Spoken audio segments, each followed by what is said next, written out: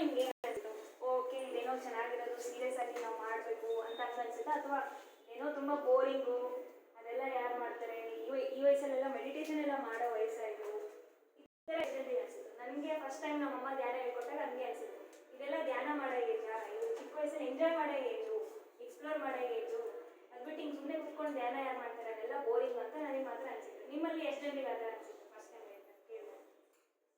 ಹೇಳಿ, ಪರವಾಗಿಲ್ಲ, ಆನೆಸ್ಟ್ ಆಗಿ. ನನಗೆ ಅನಿಸಿತ್ತು ಹೇಳ್ತೇನೆ. ಓಕೆ, ಬಟ್ ಮಾಡ್ತಾ ಮಾಡ್ತಾ ಹೋದಾಗಲೂ ಎಷ್ಟೋ ಜನರಿಗೆ ಇನ್ನೂ ಅದು ಬೋರಿಂಗ್ ಅನಿಸ್ಬೋದು, ಆಲೋಚನೆಗಳು ನಿಲ್ಲಲ್ಲ, ಏನಪ್ಪ ಇದು ಬೋರಿಂಗು ಅಂತ. ನಾನೇನು ಅನ್ಕೊತಿದ್ದೆ ಸ್ಟಾರ್ಟಿಂಗು, ಧ್ಯಾನ ಮಾಡಿದ್ರೆ ನಾನು ತುಂಬ ಸೈಲೆಂಟ್ ಆಗಿಬಿಡ್ತೀನಿ, ಜೀವನ ಹೆಂಗೆ ಎಂಜಾಯ್ ಮಾಡೋದೇ ನಿಲ್ಲಿಸ್ಬಿಡ್ತೀನಿ, ಇನ್ನೂ ಸನ್ಯಾಸಿ ಥರ ಆ ಥರ ಎಲ್ಲ ಧ್ಯಾನ ಮಾಡೋದ್ರಿಂದ ತುಂಬ ಸೀರಿಯಸ್ ಆಗಿರ್ಬೇಕೇನೋ ಅಂತ. ಬಟ್ ನಿಜವಾಗ್ಲೂ ನಾವು ಧ್ಯಾನ ಮಾಡೋದ್ರಿಂದ ಎಂಜಾಯ್ಮೆಂಟ್ ಕಳ್ಕೊಳ್ಳಲ್ಲ, ಬಟ್ ನಿಜವಾಗ್ಲೂ ಯಾವ ಥರ ಎಂಜಾಯ್ಮೆಂಟ್, ರಿಯಲ್ ಎಂಜಾಯ್ಮೆಂಟ್ ಹೇಗೆ, ರಿಯಲ್ ನಮ್ಮ ಜೀವನನ ನಾವು ಹೇಗೆ ಆನಂದಿಸ್ಬೋದು ಅನ್ನೋದು ಅರ್ಥ ಆಗೋದೇ ನಮಗೆ ಮೆಡಿಟೇಷನ್ ಅನ್ನೋದನ್ನು ನಾವು ಒಂದು ಚೆನ್ನಾಗಿ ಮಾಡೋದನ್ನ ಕಲಿತ ಮೇಲೆ ಸ್ಪಿರಿಚುವಲ್ ಸೈನ್ಸ್, ಆಧ್ಯಾತ್ಮಿಕತೆ ಅನ್ನೋದು ನಮಗೆ ಗೊತ್ತಾಗಲ್ಲ. ನಾವು ಅನ್ಕೋತೀವಿ ಆ್ಯಂಡ್ ಇದೇನೋ ಒಂದು ಬ್ಲೈಂಡ್ ಬಿಲೀಫು, ಇದೇನೋ ನಂಬಿದರೆ ಅಷ್ಟೇ ನಮಗೆ ಆಗುತ್ತೆ ಆ ಥರ ಇಲ್ಲ. ಇದಂತೂ ತುಂಬ ಪ್ಯೂರ್ ಸೈನ್ಸು. ಸೊ ಮುಂಚೆ ನಮ್ಮ ಒಂದು ಇಂಡಿಯಾದಲ್ಲಿ ಎಷ್ಟೋ ನಾವು ತುಂಬಾ ಅಡ್ವಾನ್ಸ್ ಆಗಿದ್ವಿ, ಬಟ್ ಈ ಥರ ಮೆಡಿಟೇಷನ್ ಇವೆಲ್ಲ ಪ್ರಾಕ್ಟೀಸಸ್ ಕಡಿಮೆ ಆದಾಗಿಂದಲೇ ನಾವು ಅದನ್ನೆಲ್ಲ ನಮ್ಗೆ ನಾವು ತುಂಬಾ ಡಿಸ್ಕನೆಕ್ಟ್ ಆಗಿದ್ದೀವಿ. ಸೊ ಅವ್ರು ಹೇಳಿರ್ಬೋದು ಮೆಡಿಟೇಷನಿಂದ ನಿಮಗೆ ಎಜುಕೇಷನಿಗೆ ಯೂಸ್ ಆಗುತ್ತೆ, ಹೆಲ್ತಿಗೆ ಯೂಸ್ ಆಗುತ್ತೆ ಅಂತ. ಸೊ ನಾವು ಆ್ಯಕ್ಚುಲಿ ಇವಾಗೆಲ್ಲ ಕಡೆ ಅದೇ ರಿಸರ್ಚಸ್ ನಡೀತಿದೆ. ನಾವು ನಿಜವಾಗ್ಲೂ ಮೆಡಿಟೇಷನ್ ಮಾಡಿದಾಗ ಹೇಗೆ ನಮ್ಮ ಒಳಗಡೆ ಎನರ್ಜಿ ಅನ್ನೋದು ಹೇಗೆ ಬರುತ್ತೆ, ಆ ಎನರ್ಜಿಯಿಂದ ನಮ್ಮ ಒಳಗಡೆ ಹೇಗೆ ಟ್ರಾನ್ಸ್ಫಾರ್ಮೇಷನ್ ಅನ್ನೋದಾಗುತ್ತೆ. ಸೊ ನಮ್ಮ ಡಿ ಎನ್ ಎ ಅನ್ನೋದು, ನಮ್ಮ ಡಿ ಎನ್ ಎಲ್ಲಿ ಎಷ್ಟೋ ಒಂದು ಪವರ್ ಇದೆ, ಅದನ್ನು ನಾವು ಯೂಸ್ ಮಾಡಿಕೊಂಡು 5 to 10% ಮಾತ್ರ ಅದು ಆ್ಯಕ್ಟಿವೇಟ್ ಆಗೋದ್ರಿಂದ ನಮ್ಮ ಹೆಲ್ತ್ ಎಷ್ಟು ಚೆನ್ನಾಗಿರುತ್ತೆ, ನಮ್ಮ ಒಳಗಡೆ ಇರೋ ಪವರ್ಸ್ ಎಷ್ಟು ಆ್ಯಕ್ಟಿವೇಟ್ ಆಗುತ್ತೆ, ನಮಗೆ ಗೊತ್ತಿಲ್ಲ. ನಮ್ಮಲ್ಲಿ ಎಷ್ಟೋ ಶಕ್ತಿ ಇರುತ್ತೆ, ಅದನ್ನ ಹೇಗೆ ಯೂಸ್ ಮಾಡ್ಕೋಬೇಕನ್ನೋದು ನಮ್ಗೆ ಗೊತ್ತಿದೆ. ಅದನ್ನ ಯೂಸ್ ಮಾಡ್ಕೊಂಡ್ರೆ ಏನಾಗಿರ್ತಾರೆ, ಸಕ್ಸಸ್ಫುಲ್ ಆಗಿರ್ತಾರೆ. ಸೊ ನಾನು ಕೂಡ ನಾನು 10th ಸ್ಟ್ಯಾಂಡರ್ಡ್ ಓದಬೇಕಾದ್ರೆ ನಮ್ಮಮ್ಮ ನನಗೆ ಚಿಕ್ಕ ವಯಸ್ಸಿಂದ ಧ್ಯಾನ ಹೇಳ್ಕೊಡ್ತಿದ್ರು. ನಾನು ಒಂದು 5th ಸ್ಟ್ಯಾಂಡರ್ಡ್ ಇದ್ದಾಗಿಂದ ಧ್ಯಾನ ಮಾಡುವಂತ ಪ್ರತಿದಿನ ಕೂಡಿಸ್ತಾ ಇದ್ರು. ಇವಾಗ ನಾನು ಅವ್ರು ಹೇಳ್ತಿದಾರಲ್ಲ ಇವಾಗ ಮಾಡದೇ ಇದ್ರೆ ಬಿಡಲ್ಲ ಅಂತ ಫೋರ್ಸಿಗೆ ಕೂತ್ಕೊತಾ ಇದ್ದೆ. ಇವಾಗ ನಿಮ್ಮಲ್ಲೂ ಎಷ್ಟೋ ಜನ ಇವಾಗ ಮಾಡಿಲ್ಲ ಅಂದ್ರೆ ಬಿಡಲ್ವಲ್ಲ ಅಂತ ಅದಕ್ಕೋಸ್ಕರ ಕೂತ್ಕೊತಾ ಇರ್ಬೋದು. ಸೊ ನಾನು ಹಂಗೆ ಕೂತ್ಕೋತಾ ಇದ್ದೆ. ಬಟ್ ಯಾವಾಗ ನನಗೆ ಜ್ಞಾನದ ಬಗ್ಗೆ ಸೀರಿಯಸ್ ಆಗಿ ಮಾಡ್ಬೇಕು ಅನಿಸಿದ್ದು ಯಾವಾಗ ಅಂದರೆ, ನಾನು 10th ಸ್ಟ್ಯಾಂಡರ್ಡಿಗೆ ಬಂದಾಗ ಎಕ್ಸಾಮ್ ಪ್ರೆಷರ್ ಜಾಸ್ತಿ ಆಯಿತು. ಬೋರ್ಡ್ ಎಕ್ಸಾಮ್ಸ್ ಫಸ್ಟ್ ಟೈಮ್ ನಾವು ಬರೀತಾ ಇರ್ತೀವಿ. ನನ್ನ ಟೀಚರ್ಸ್ ಎಲ್ಲ ನನ್ನ ತುಂಬ ಏನೇನೋ ಎಕ್ಸ್ಪೆಕ್ಟೇಷನ್ ಇಟ್ಕೊಂಡಿದ್ವಿ, ಈ ಸಲ ಬೋರ್ಡ್ ಎಕ್ಸಾಮ್ಸು ನೀನು ಈ ಥರ ತೆಗಿಬೇಕು, ಈ ಥರ. ಆ ಪ್ರೆಷರ್ ಅವರೆಲ್ಲ ನನ್ನ ಎಕ್ಸ್ಪೆಕ್ಟೇಷನ್ ಇಟ್ಕೊಂಡು ನನಗೆ ಇಂಗ್ಲೀಷ್ ಚೆನ್ನಾಗಿ ಮಾಡಬೇಕನ್ನೋದಕ್ಕಿಂತ ಪ್ರೆಷರ್ ಜಾಸ್ತಿ ಆಗಿ ನಾನು ಪ್ರಿಪ್ರೇಟರಿಲೆಲ್ಲ ಕಡಿಮೆ ಮಾರ್ಕ್ಸ್ ತೆಗೆಯೋಕ್ಕೆ ಸ್ಟಾರ್ಟ್ ಮಾಡಿದೆ. ಸೊ ಕಡಿಮೆ ಮಾರ್ಕ್ಸ್ ತೆಗೆದ ನನ್ನ ಟೀಚರ್ಸ್ ಅಂದರು, ನಿಮ್ಮ ಬಗ್ಗೆ ಏನೋ ಅಂದ್ಕೊಂಡಿದ್ವಿ, ನೀನು ಇಲ್ಲೇ ಹಿಂಗೆ ತೆಗೆದಿದ್ರೆ ಬೋರ್ಡಲ್ಲಿ ಏನಾಗುತ್ತೆ. ಸೊ ಅವಾಗ ನಾನು ಏನು ಮಾಡಿದೆ, ಅವಾಗ ಮೆಡಿಟೇಷನ್ ಮಾಡೋಕ್ಕೆ ಸ್ಟಾರ್ಟ್ ಮಾಡಿದೆ. ಎಕ್ಸಾಮ್ ಇನ್ನೂ 1 month ಇತ್ತು ಅಷ್ಟೇ. ಪ್ರಿಪ್ರೇಟರಿ ಆದಮೇಲೆ ಎಷ್ಟು ಇರುತ್ತೆ, ಒಂದು 1 month ಇತ್ತು. ಅವಾಗ ನಾನು ಪ್ರತಿದಿನ ಮೆಡಿಟೇಷನ್ ಮಾಡೋದು ಓದೋದು, ಮೆಡಿಟೇಷನ್ ಮಾಡೋದು ಓದೋದು, ಇದೇ ಥರ ಮಾಡ್ತಾ ಇದ್ದೆ.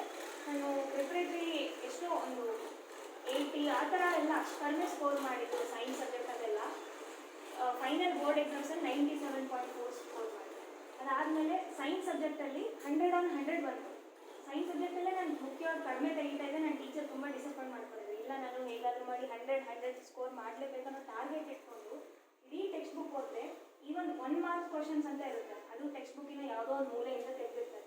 ಅದು ಕೂಡ ಕರೆಕ್ಟಾಗಿ ಬರೆಯೋ ಥರ ನನಗೆ ಅವತ್ತು ಎಲ್ಲನೂ ಅಷ್ಟು ಚೆನ್ನಾಗಿ ನೆನಪಾಯಿತು. ನಾವು ಓದಿರ್ತೀವಿ, ಓದಿರಲ್ಲ ಅಂತಲ್ಲ, ನಮ್ಗೆ ಯಾವಾಗ ಎಕ್ಸಾಮ್ ಹಾಲಲ್ಲಿ ನೆನಪಾಗದೇ ಇರೋದೇನೋ ಒಂದ್ಸಲ.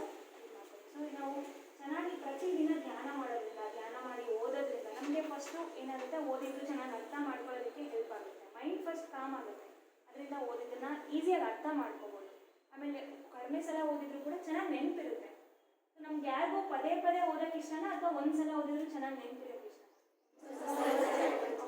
ನಮ್ಗೆ ಅಷ್ಟು ಕೆಪಾಸಿಟಿ ಇರುತ್ತೆ, ಬಟ್ ನಮ್ಗೆ ಏನಾಗುತ್ತೆ, ಪ್ರೆಷರ್ ಆಗುತ್ತೆ, ಟೆನ್ಷನ್ ಆಗುತ್ತೆ, ಏನೋ ಒಂದು ಕೆಲಸಗಳೆಲ್ಲ ಮೈಂಡಲ್ಲಿ ಇಟ್ಕೊಂಡು ಎಕ್ಸಾಮ್ ದಿನ ನಮಗೆ ಕಷ್ಟ ಆಗುತ್ತೆ, ಆ ಥರ ಆಗುತ್ತೆ. ಸೊ ಬಟ್ ಧ್ಯಾನ ಮಾಡೋದ್ರಿಂದ ನಮಗೆ ಫಸ್ಟು ಕಾಮ್ ಆಗಿರುತ್ತೆ, ಸ್ಟೇಬಲ್ ಆಗಿರುತ್ತೆ.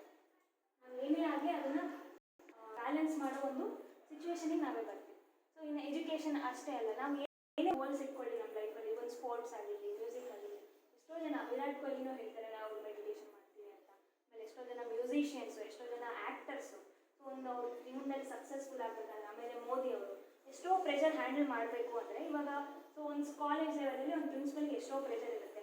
ಅದೇ ಇನ್ನೂ ಅವರ ಸ್ಥಾನಮಾನ ಹೈ ಆದಂಗೆಲ್ಲ ಅವ್ರಿಗೆ ಇನ್ನೆಷ್ಟೋ ಪ್ರೆಷರ್ ಇರುತ್ತೆ, ಹೌದಲ್ವ? ಸೊ ಅದನ್ನೆಲ್ಲ ಹ್ಯಾಂಡಲ್ ಮಾಡಬೇಕಂದ್ರೆ ಅಂಥವ್ರು ಕೂಡ ಎಷ್ಟೋ ಜನ ಈ ಥರದ ಅಭ್ಯಾಸಗಳಿಂದ, ಮೆಡಿಟೇಷನ್ ಅನ್ನೋಂಥ ಪ್ರಾಕ್ಟೀಸಸ್ಸಿಂದ ಅವ್ರು ಏನು ಮಾಡ್ತಿರ್ತಾರೆ, ಅವ್ರನ್ನ ಅವರು ಸ್ಟೇಬಲ್ ಮಾಡ್ಕೋತಾ ಇರ್ತಾರೆ. ಸೊ ಓಕೆ, ನಾವು ಅಷ್ಟೆಲ್ಲ ನಮಗೆ ಬೆನಿಫಿಟ್ಸ್ ಅಂದರೆ ನಮ್ಮ ಲೆವೆಲಲ್ಲಿ ನಮ್ಮ ಜೀವನದಲ್ಲಿ ಏನೇ ಒಂದು ಕಷ್ಟ ಬಂದರು, ಏನೇ ಒಂದು ಸಮಸ್ಯೆ ಬಂದರು, ಸೊ ಇವತ್ತು ನಾಳೆ ನಾವು ಎಕ್ಸಾಮ್ನ ಹೇಗೋ ಒಂದು ಪಾಸ್ ಮಾಡ್ಬೋದು. ಬಟ್ ಜೀವನ ಅನ್ನೋ ಎಕ್ಸಾಮು ನಮ್ಗೆ ಗೊತ್ತಿರಲ್ಲ.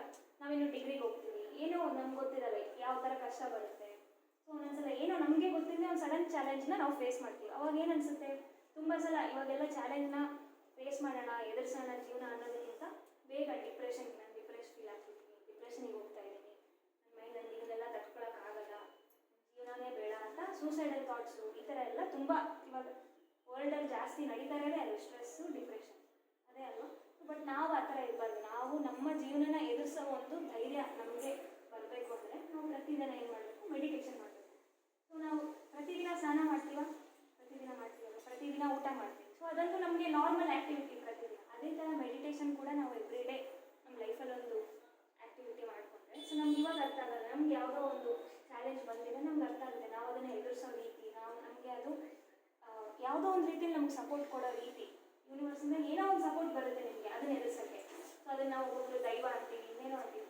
ಧ್ಯಾನ ಮಾಡೋದ್ರಿಂದ ಸೊ ನಮಗೆ ಎಲ್ಲ ಶಕ್ತಿಗಳು ಸಪೋರ್ಟ್ ಮಾಡುತ್ತೆ, ಎಲ್ಲ ದೈವ ಶಕ್ತಿಗಳು ಸಪೋರ್ಟ್ ಮಾಡುತ್ತೆ. ಇವಾಗ ದೇವರು ಶಿವನೇ ಏನು ಮಾಡ್ತಾ ಇರ್ತಾರೆ, ಯಾವಾಗಲೂ ಧ್ಯಾನ ಮಾಡ್ತಾ ಇರ್ತಾರಲ್ಲ. ಸೊ ಅದಕ್ಕೆ ಅವರು ಶಿವ ಆಗಲಿ ತಪಸ್ವಿಗಳು ಅವರೆಲ್ಲ ಯಾವಾಗಲೂ ಧ್ಯಾನ ಮಾಡ್ತಿರೋದ್ರಿಂದ ಅವ್ರು ಏನಾದರೂ ಹೇಳಿದ್ರೆ ಏನಾಗುತ್ತೆ, ಅದು ಇನ್ಸ್ಟೆಂಟಾಗಿ ಬಂದ್ಬಿಡುತ್ತೆ. ಯಾಕಂದರೆ ನಮ್ಮ ಮಾತಿಗೆ, ನಮ್ಮ ಆಲೋಚನೆಗೆ ಅಷ್ಟು ಶಕ್ತಿ ಇರುತ್ತೆ, ನಮ್ಮ ಸುತ್ತಲೂ ಒಂದು ಪಾಸಿಟಿವ್ ಎನರ್ಜಿ ಇರುತ್ತೆ. ಸೊ ಅದೆಲ್ಲ ಬೇಕೋ ಬೇಡವೋ ನಮಗೆ. ಸೊ ಮೆಡಿಟೇಷನ್ ಅನ್ನೋದು ನಾವು ಅನ್ಕೊಂತೀವಿ ಅದು ಮಾಡಿದ್ರೆ ಇಂಟ್ರೆಸ್ಟ್ ಇದ್ದರೆ ಮಾಡೋಣ, ಇಲ್ಲ ಇಲ್ಲ. ಬಟ್ ಪ್ರತಿದಿನ ಮಾಡೋದ್ರಿಂದ ನಮಗೆ ಅದು ಹೆಚ್ಚು ಹೆಚ್ಚು ಯೂಸ್ಫುಲ್. ಆ್ಯಂಡ್ ಇವತ್ತಿನ ದಿನದಲ್ಲಿ ನಾವು ಚೆನ್ನಾಗಿ ಹ್ಯಾಪಿಯಾಗಿರಬೇಕು, ಹೆಲ್ದಿಯಾಗಿರಬೇಕು, ನಮ್ಮ ಜೀವನದಲ್ಲಿ ನಾವು ಫಸ್ಟು ಪೀಸ್ಫುಲ್ಲಾಗಿರಬೇಕು. ಅಂದರೆ ಏನು, ನಮಗೆ ಧ್ಯಾನ ಅನ್ನೋದು ತುಂಬ ಅವಶ್ಯಕ. ಆ್ಯಂಡ್ ಇದಕ್ಕೆ ನಾವೇನು ತುಂಬ ಕಷ್ಟಪಡ್ತಾ ಇಲ್ಲ, ಡೈಲಿ ಸುಮ್ಮನೆ ಕುತ್ಕೊಂತೀರ, ಒಂದು ಸ್ವಲ್ಪ ಹೊತ್ತು ಉಸಿರಾಟನ ಅನ್ಸೋದು. ಏನಾದರೂ ಕಷ್ಟ ಇದೆಯಾ, ಇಲ್ಲ ಅಲ್ವಾ. ಸ್ವಲ್ಪ ಹೊತ್ತು ಎಲ್ಲನೂ ಮತ್ತು ಆರಾಮಾಗಿ ರಿಲ್ಯಾಕ್ಸ್ ಆಗಿ ಅಂದರೆ ಅದರಲ್ಲಿ ಏನಾದರೂ ಕಷ್ಟ ಇರುತ್ತಾ, ಇಲ್ಲ. ಜಸ್ಟ್ ರಿಲ್ಯಾಕ್ಸೇಷನ್, ಇನ್ನೂ ಖುಷಿಯಾಗಿರಿ. ಒಂದು ಸ್ವಲ್ಪ ಹೊತ್ತು ಓದೋದನ್ನು ಮರ್ತ್ಕೊಳ್ಳಿ, ನಾನು ಸ್ಟೂಡೆಂಟ್ ಅನ್ನೋದನ್ನು ಮರೀರಿ, ಎಲ್ಲನೂ ಮರೀರಿ, ಮನೆ ಬಗ್ಗೆ ಎಲ್ಲನೂ ಮರೆತು ಜಸ್ಟ್ ರಿಲ್ಯಾಕ್ಸ್ ಆಗಿ ಮೈಂಡನ್ನು ಶೂನ್ಯ ಸ್ಥಿತಿಗೊಳಿಸೋದು. ಅದೇ ಧ್ಯಾನ ಅಷ್ಟೇ, ಕಂಪ್ಲೀಟ್ ರಿಲ್ಯಾಕ್ಸೇಷನ್, ಮೈಂಡನ್ನು ಎಂಟಿ ಮಾಡೋದು. ಸೊ ಆ ಮನಸ್ಸನ್ನು ಕಂಪ್ಲೀಟಾಗಿ ಶೂನ್ಯಗೊಳಿಸಿದಾಗಲೇ ನಮ್ಮೊಳಗಡೆ ಆ ಶಕ್ತಿ ಅನ್ನೋದು ಬರುತ್ತೆ. ನಿಜವಾಗ್ಲೂ ನಾವು ಅಂದ್ಕೊಂಡು ಶಿವ ಏನೋ ತುಂಬ ಘೋರ ತಪಸ್ಸು ಮಾಡ್ತಿರ್ತಾರೆ. ಅವರು ಯಾವಾಗಲೂ ಅವ್ರು ತುಂಬ ಕಷ್ಟ ಅಂತಲ್ಲ, ಅವ್ರು ಯಾವಾಗಲೂ ಒಂದು ಶೂನ್ಯ ಸ್ಥಿತಿಯಲ್ಲಿ ಇರ್ತಾರೆ. ಆ ಸ್ಥಿತಿಯಲ್ಲೇ ಅವರೊಳಗಡೆ ಅಷ್ಟು ಎನರ್ಜಿ ಅನ್ನೋದು ಫ್ಲೋ ಆಗ್ತದೆ. ಸೊ ಈ ರೀತಿ ಇನ್ನೂ ಯಾರಿಗೆ ನಿಜವಾಗ್ಲೂ ಮೆಡಿಟೇಷನ್ನ ಮಾಡ್ತಾ ಇರ್ತಾರೋ, ಅದನ್ನು ಇದು ಮಾಡ್ಕೊಂಡಿರ್ತಾರೋ, ನೆಕ್ಸ್ಟು ಮುಂದೆ ಇವಾಗ ಕರೋನಾ ಅನ್ನಿಸ್ತಾರ ಕಷ್ಟ ಬಂತು, ಮುಂದೆ ಭೂಮಿ ಮೇಲೆ ಏನೇ ಒಂದು ಕಷ್ಟ ಬಂದರೂ ಧ್ಯಾನ ಮಾಡೋರಿಗೆ ಅದನ್ನು ಓವರ್ಕಮ್ ಮಾಡೋದು ತುಂಬ ಈಸಿ ಆಗಿರುತ್ತೆ. ಮೆಡಿಟೇಷನ್ ಮಾಡೋರೆ ನಿಜವಾಗ್ಲೂ ಅಡ್ವಾನ್ಸ್ ಬೀಯಿಂಗ್ಸ್ ಆಗಿರುತ್ತೆ. ಸೊ ಅದಕ್ಕಾಗಿ ಪ್ರತಿದಿನ ಮೆಡಿಟೇಷನ್ ಮಾಡಿ. ಲೈಕ್ ಯಾರೇ ಹೇಳಿ ಬಿಡಲಿ, ಇವಾಗ ನಾನು ಮನೇಲಿ ಇದ್ದಷ್ಟು ದಿನ ನಮ್ಮಮ್ಮ ನನಗೆ ಮೆಡಿಟೇಷನ್ ಮಾಡು ಅಂತ ಈ ಥರ ಕೂರಿಸ್ತಾ ಇದ್ರು. ನಿಮಗೆ ಹೆಂಗೆ ಕೂರಿಸ್ತಾರೆ, ನಾನು ಹಾಸ್ಟೆಲಿಗೆ ಹೋದೆ, ಅಲ್ಲಿ ಯಾರು ಇರ್ತಾರೆ, ಅಲ್ಲಿ ಪ್ರತಿದಿನ ನೀವು ಮಾಡಲೇಬೇಕು ಅಂತ ಯಾರೂ ಇರಲ್ಲ. ಅವಾಗ ನಾನಾಗೆ ಮಾಡ್ತಾ ಇದ್ದೆ.